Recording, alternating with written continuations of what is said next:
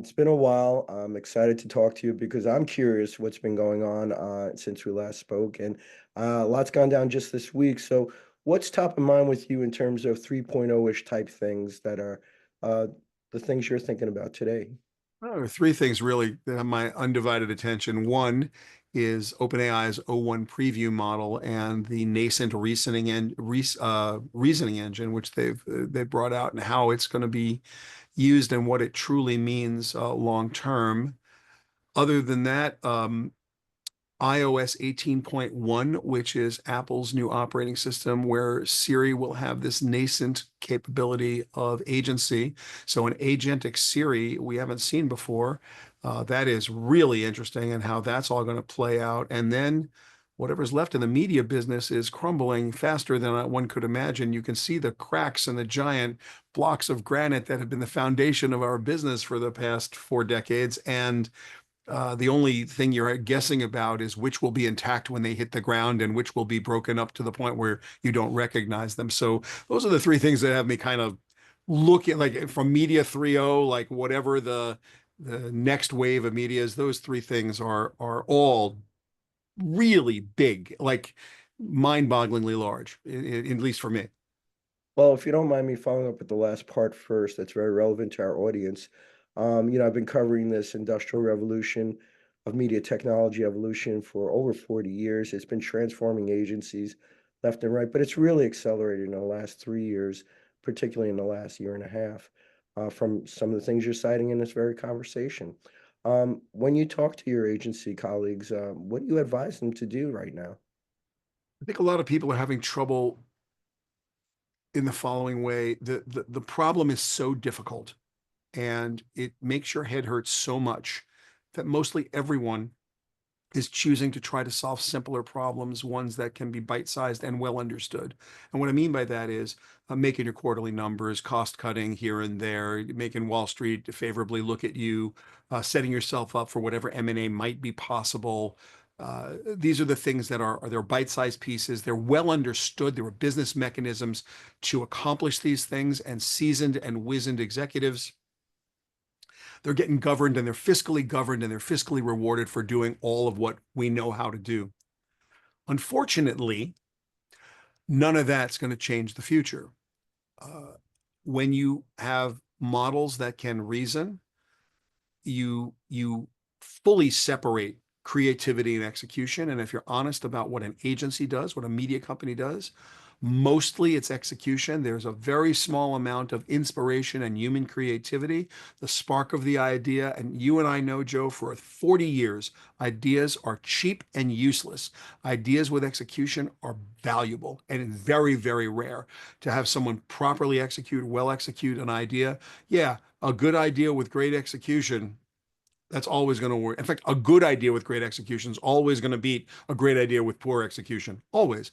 And so these tools amplify your ability to execute. These are skills amplifiers, and it changes the balance of power because now giant companies that were excellent executors are being commoditized. Their execution engines are being commoditized. Things that people conflate with creativity, which is high technical skill, are being commoditized. And this no one's willing to talk about. Then add to it uh, this concept of agentic tools.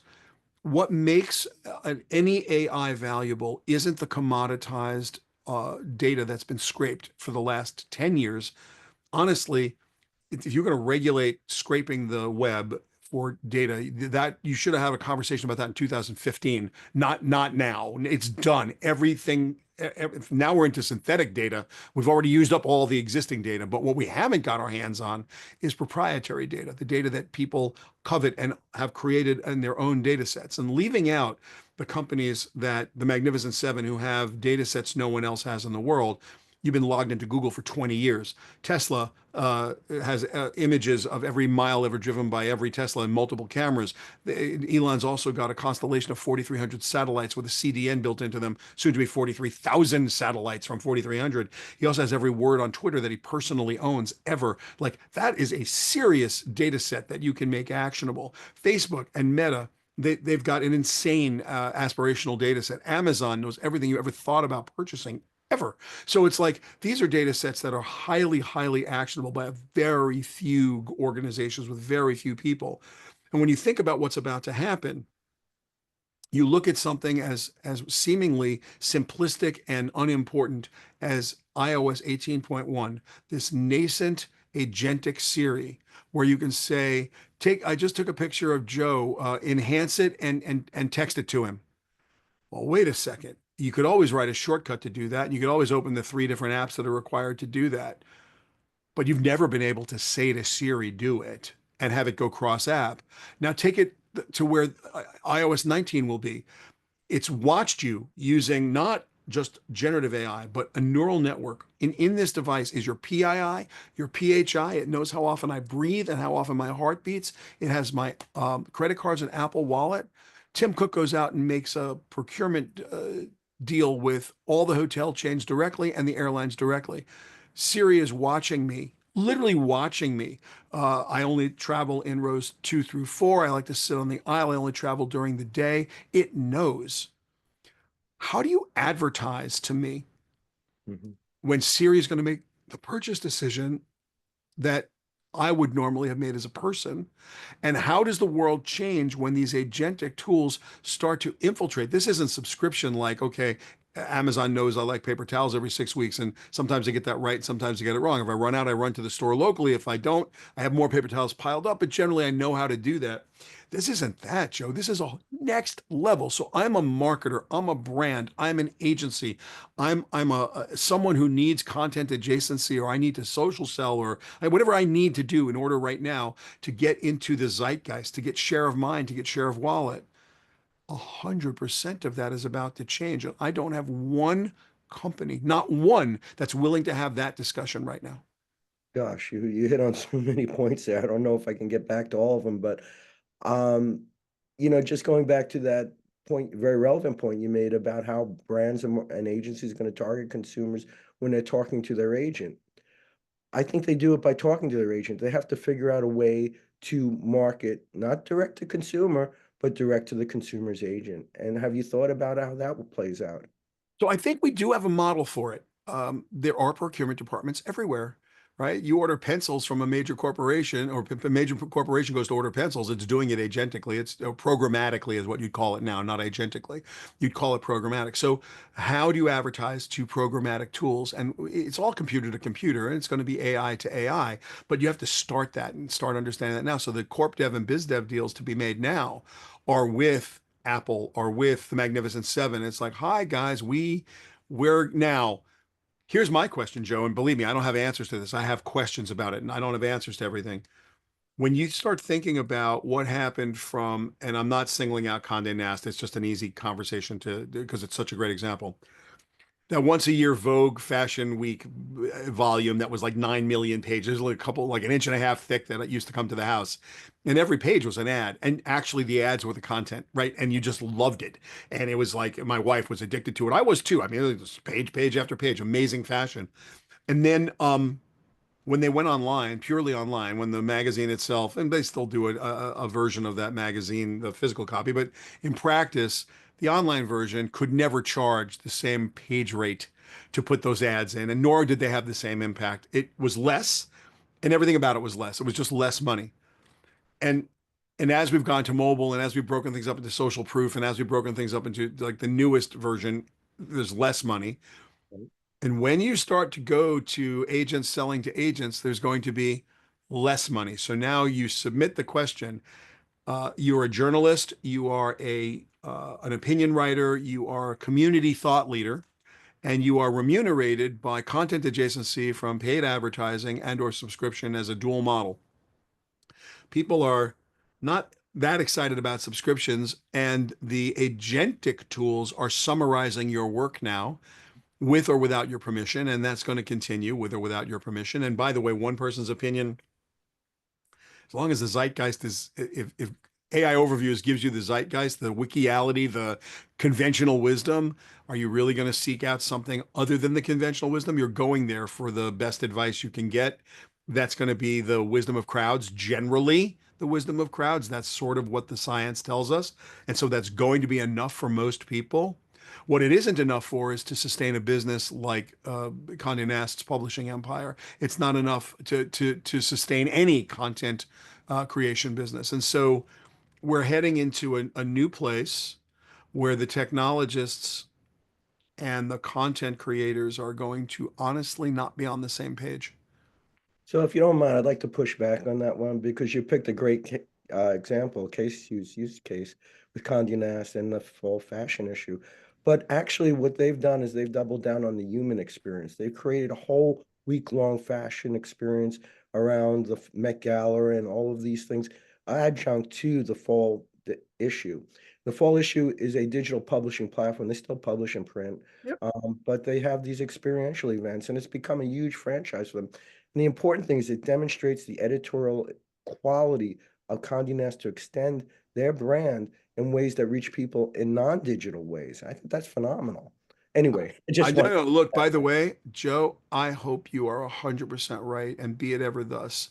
But I think if we're looking at this as a business, like a pure business, I roll the clock back 15 years and say, which would you prefer?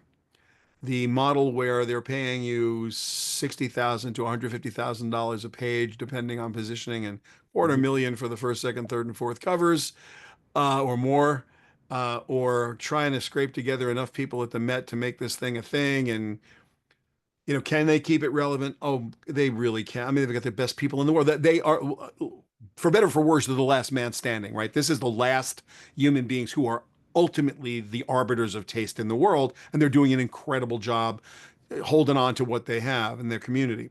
I'm not in any way trying to detract from Condé Nast. I didn't mean to single them out, and you're right, they're doing a good job. But at the end of the day, they're not the exception that proves the rule. They are the exception.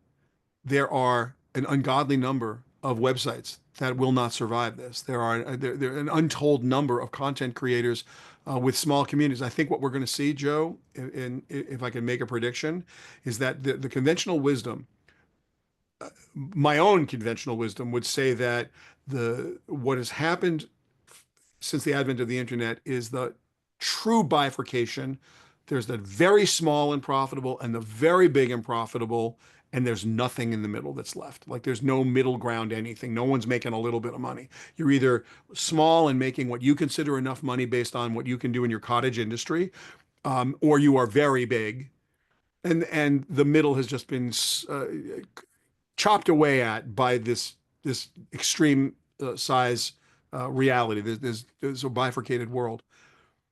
And I would have thought that would continue. The big will get bigger and the small will get smaller, and the middle will disappear. I'm not sure the big gets bigger because the big, as we understand it, are not the same big. The big that are getting bigger, you know who they are. They're the Magnificent Seven. They're all getting up in the trillion plus market cap range.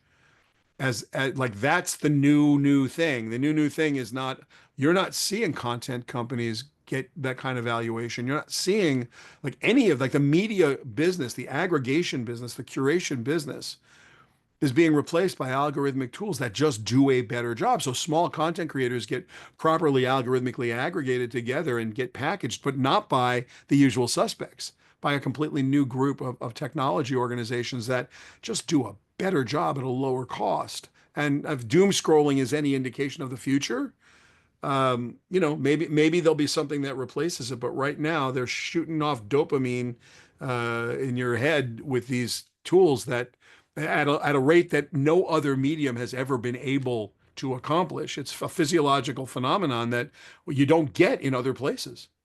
and increasingly those content creators are going to be AI agents or AI I versions think of so. some kind. I think so. I Um, think so.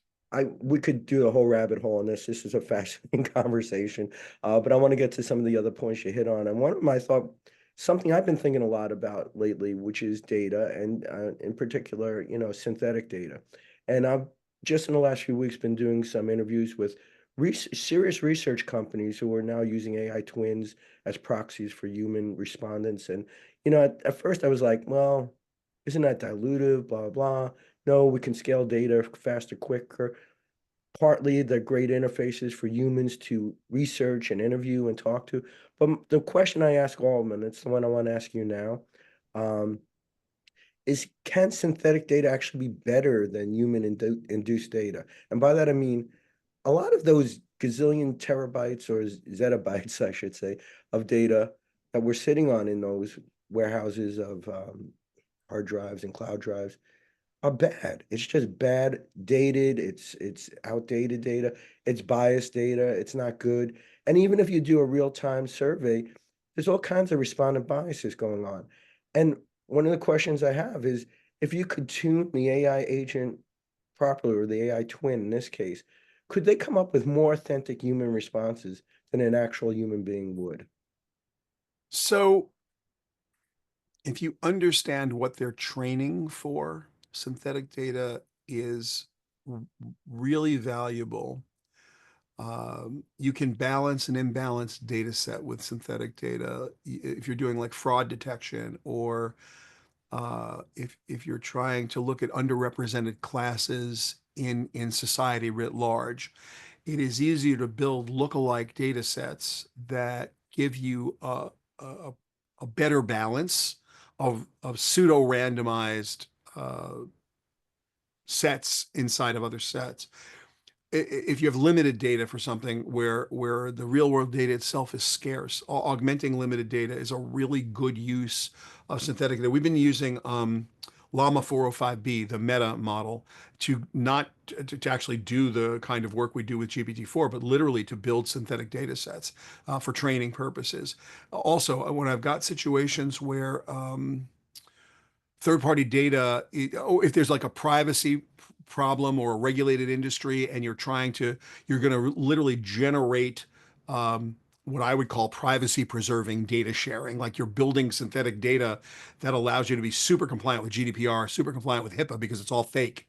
And so you get to do kinds of really interesting model training and you really need the fake data set because you don't have access to the real one.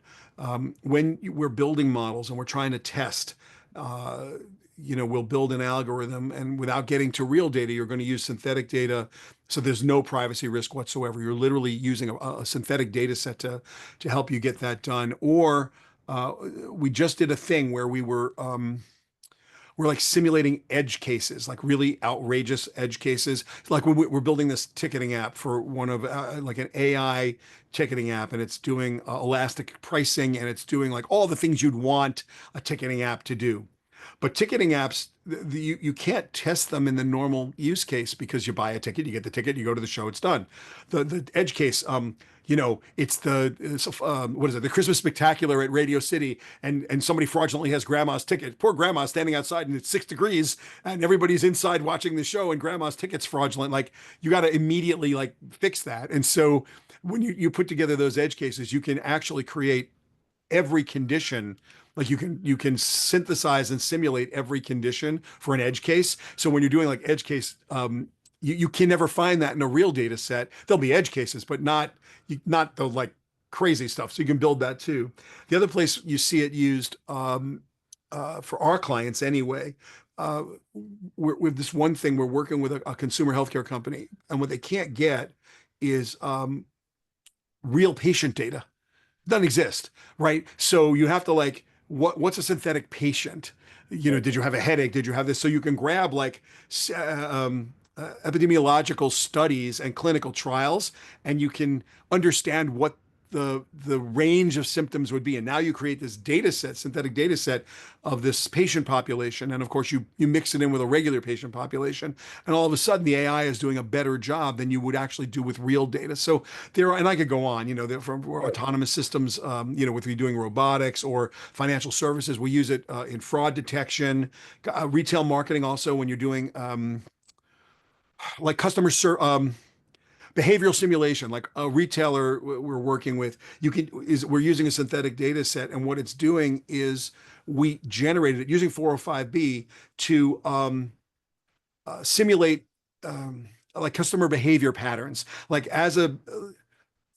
how does a person go if you're looking for share mind and share wallet, share basket rather, and you're trying to understand the pattern of behavior of the retail customer. So you take the customer data they have. Let's say they have a quarter a billion. There's 250 million real customer transactions they have, which are incomplete, right? Because they have like the credit card data, or they don't have everything because it's a cash register generally. I want to build the rest of it up. Like, so what would my proxy data be? And how would I randomize that and synthesize it? Like, this is the kind of crazy that we're doing with this every day. And I could go on Oh, cybersecurity, NLP, supply chain and logistics, like we're doing synthetic data for all of that. So it's really valuable. And I think when people think about synthetic data, they don't always think about it in the right way. They're thinking that somehow you are synthetically building like language patterns or something. No, you don't do that. We're doing this for data sets like threat detection, right? You're going to build a security model. You're building synthetic versions of a really sensitive network data set that you couldn't get. And what you're trying to do, I think, counterintuitively for people who aren't in this, what you're trying to do is get the AI to recognize anomalies, and you just don't want to expose actual network activity. So these are very narrow focused data sets that have very specific purposes against very specific tasks and goals and outcomes that you're trying to achieve. And there literally isn't enough actual data right. to train against, right? The models like to create these large vector spaces. And there's a difference, Joe, between like going to Azure AI and putting tagging everything properly, and or going to Google Vertex Studio with Corpus and throwing all your stuff in Corpus, or the same thing using Elasticsearch and Amazon and throwing everything in Titan or Bedrock, and trying to ask questions of that data and training a model to do stuff in an autonomous way, where you literally need a massive data set. So in post training, in pre training and in post training, there are dramatically valuable uses of synthetic data. And in fact, there's no other way to do at the moment. There's no better way to do it. There may be in the future, models that don't need this, but the way LLMs work now, and the way most of the models that are available for you or I to get our hands on, we're either going to have to build vector databases like RAG databases, and we're going to have to fine tune. And in order to do that, you're going to need a fairly significant sized data set to train on. And at the moment, I don't know that this is forever. And there's lots of people have different ways to do it. So this is not the only way, but synthetic data is like a thing. And I think it's going to be for a while. Yeah, I mean, you made a lot of great use cases. There's some beyond my technical ken, but I will say I'm normally a skeptic and a reactionary to these changes until I see them. But this is one I bought into because I know historical data and research has been bad. There's never been perfect research or data. I think the one rule I would just caution everybody applying this is to remember no data is empirical. So you have to treat synthetic with a grain of salt, just like you would the other, and just see what works. Also, you're using synthetic data, at least for us and all the people we work with. If I was doing like a supply chain and logistics thing, right, I'm not using it. I'm building a synthetic sales database and a synthetic demand database to train a model about predictive future inventory needs, and I want to optimize the supply chain. So what am I trying to do? Well, you can only do two things with data. You can simulate and you can optimize. Like I'm predicting the future to simulate some future state, or I'm optimizing the present. If I've got my existing data set and it's only 25 million transactions, it's just not enough. Right. But if I built lookalike data and randomized it in some way, and this like 405B does this really, there's a bunch of data, there's a bunch of models that do this really well. All of a sudden, I've got like a new way to think about inventory management. And is it perfect? Of course not, but it's good. And then I have a new way to think about demand forecasting. Is it perfect? No, it's nowhere near perfect, but it's going to be better than you sitting there regressing lines in an Excel spreadsheet. I mean, if you think of all the angst of cookie deprecation and the strategies to go to first party data and pay consumers for all this stuff, Exactly. this might be a really awesome solution. But my It's a question is, solution. do you think this could be a blended approach over time, like where you're using a combination of these techniques? I think it is a blended approach now, and I think no one is there's no right way to do any of this. There are, like everything, there are strategies. And, Bayes' rule is pretty fun. I've written about this in the most simple terms. If you want to understand the future, look at your desk. Whatever piece of paper is sitting on top of that pile, that's what you're going to use next. It's what you used last. Want to know what you're going to do after that? Look at the piece of paper underneath it. That's likely to be the thing you do after the thing you do with the top piece of paper, and right all the way down to the bottom of that pile, right? In order of like, so to predict the future, you simply look at the past as it is demonstrated by the pile of papers on your desk, because those are in order what you're going to do in the next little bit. In the most simple way, that's what you do to predict the future. That's what a regression is about. That's what this idea of look at the past, figure out the shape of the curve, and somehow project that curve into the future. It's not rocket science. I mean, it was, a few hundred years ago, but now it's not. It's well understood. All these tools are doing is a better job of approximating that future. And there's lots of fancy math and fancy strategies to do it. And it's way more complicated now than it ever was before. And there are people who are specifically great at it, who are gifted mathematicians, who have like a little edge. And some of those people work on Wall Street, and some of those people work in, cancer prediction and something in prevention.